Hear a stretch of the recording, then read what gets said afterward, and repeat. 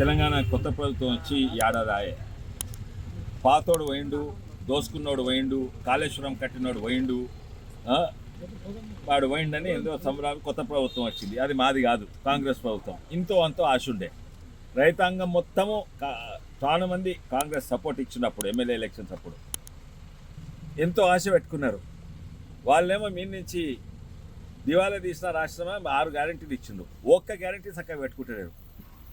ఏదో గింత ఇచ్చి గ్యారెంటీలు మేము అమలు చేస్తామని.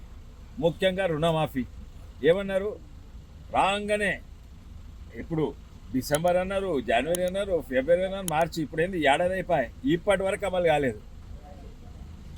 నిజంగానే రుణమాఫీ కావాలంటే 40,000 కోట్లు కావాలి.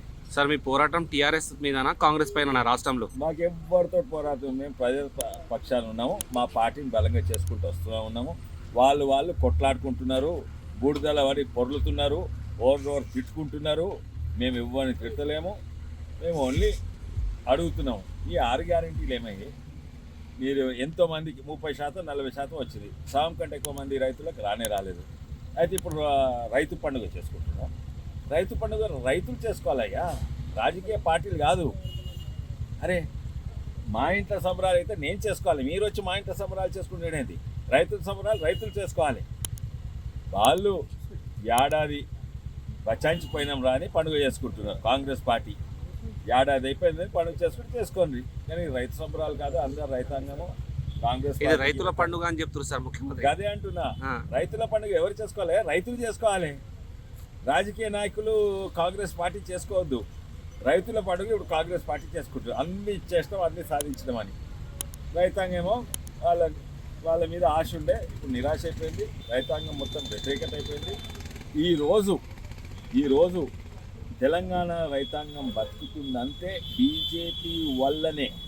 ఎట్లా అని అడగండి, ఒక్కొక్క రైతు కుటుంబానికి 63 నుంచి 75,000 ఏడాదికి ఇస్తున్నాం.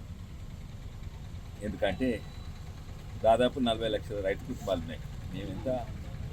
మేము 23,000 కోట్లు మద్దతు ధర ఇచ్చి కొంటున్నాం. ఎందుకు? అది కొంటున్నారు కాదు, అసలు భారతదేశంలో వరి అవసరం ఉన్న దానికంటే ఎక్కువ పండిస్తున్నారు. ముఖ్యంగా తెలంగాణలో మనం తినేది 50 లక్షల టన్నులు అంటే 45-50 లక్షల టన్నులు అంటే పండించేది 2 కోట్లు 3 కోట్లు. అవసరం లేకున్నా కూడా రైతులను ఆదుకుంటేందుకు 23,000 కోట్లు ఇచ్చుకుంటున్నది ప్రతి ఏడాది. అదే కాక యూరియా, డిఏపి 2,400ది ఓన్లీ 300 రూపాయలకు ఇస్తున్నది, అది 90%. తర్వాత ఎన్నో 6,000 రూపాయలు ఇస్తున్నది. ఇవన్నీ కూడా రైతులు, ఇవన్నీ లెక్క పెడితే ఒక్కొక్క రైతు కుటుంబానికి 63,000 కోట్ల కంటే ఎక్కువ ఇస్తున్నాం. అదే కాక మన్రేగా, మన ఉపాధి హామీ మొత్తం మేమే ఇస్తున్నాం, మొత్తం అదో 12,000 కోట్లు. ఇవన్నీ కూడా చూస్తే గ్రామీణ ప్రాంతాన్ని, రైతాంగాన్ని ఆదుకుంటుంది. ఎందుకు ఇక్కడ వికారాబాద్ చూడండి, వికారాబాద్ మున్సిపాలిటీ చూడండి. వికారాబాద్ మున్సిపాలిటీ ఎట్లా నడుస్తుంది? ఈ రోడ్లు, నల్లాలు, కరెంట్ ఎట్లా నడుస్తుంది? కేవలము ఇక్కడ ఉన్న వికారాబాద్లో ఉన్న వాసులు వాళ్ళ ఇంటి పన్నులు, లేకుంటే ఈ బిజినెస్ ఉంటే ఆ బిజినెస్ ట్యాక్స్, దీని మీద నడుస్తుంది. రాష్ట్రం నుంచి ఇచ్చేది ఏడాది నుంచి ఒక్క నయా పైసా వికారాబాద్కు రాలేదు. వికారాబాద్ మున్సిపాలిటీ ఒక్క నయా పైసా. మొన్న రివ్యూ చేస్తా, మొత్తం వచ్చింది, సంఖ్యలు కూడా చూపెడతా. ఈ వికారాబాద్ నడిచేది కేవలము ఇక్కడ మనమేమో పన్నులు కడతారు, ఆ పన్నుల వల్లనే ప్లస్ ఇన్కమ్ ట్యాక్స్ కడతారు, ప్లస్ జిఎస్టీ కడతారు. కానీ కేవలం ఇక్కడ పన్నులు కట్టినవి ఇక్కడనే. రాష్ట్రం నుంచి మ్యాచింగ్ గ్రాంట్స్ రావాలి, అవి రాలేదు. కేంద్రం నుంచి వస్తున్నాయి, రాష్ట్రం నుంచి 100% రావాలి, కేంద్రం నుంచి 50%. ఓన్లీ కేంద్రం ఇచ్చినాయి అండ్ ప్రజలు ఇచ్చినాయి. తెలంగాణ ప్రభుత్వం 40 పైసలు ఇవ్వలేదు వికారాబాద్. Thank you sir.